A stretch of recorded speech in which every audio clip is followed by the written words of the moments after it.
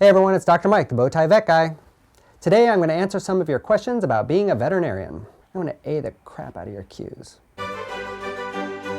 Well, you got into vet school, you're a hard worker, and you're at least somewhat smart, so you've got that going for you. Good job. But you're now going to a place where everybody is a hard worker and everybody is smart. Be okay with a little bit of failure. Work hard, but know that there are times when you are just going to whiff. And that is okay, that is part of the learning process. Be okay with failure. Find your tribe. Nobody gets through vet school alone. Well, probably almost nobody. There might be a few like really smart people, and you will find them. Those are the people that, the smartest people, usually the smartest people in the room, go, oh God, that's what really smart people are like. But for the rest of us, mere mortals, you're gonna need help.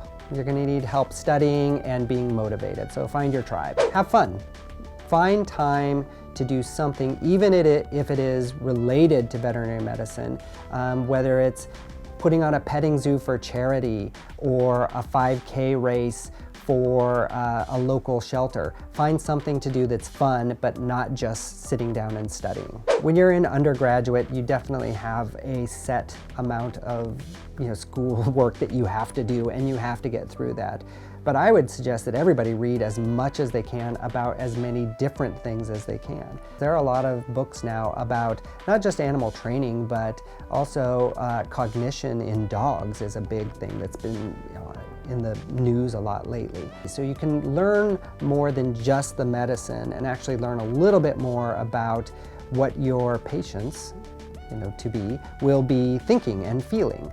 Even since I started being a veterinarian, we've changed what we thought about training techniques. We've changed what we thought about, we've learned new things about flea biology.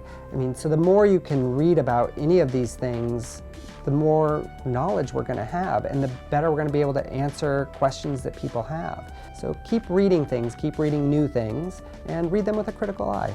Fifth thing, don't be afraid to try new things.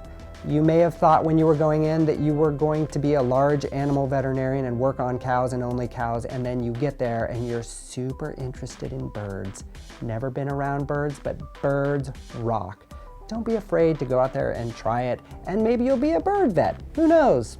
When I was in vet school, I was the person who was involved in everything. Doing those things helped me keep my sanity, especially in the beginning when I wasn't working with animals right away and I was just sitting and studying and studying.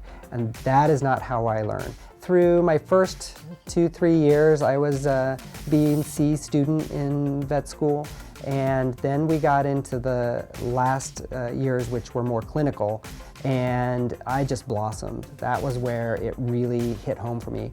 I remember things a lot better when there was a case involved. And as soon as there was a case involved, I'm not forgetting it. I will remember everything now to the day I die.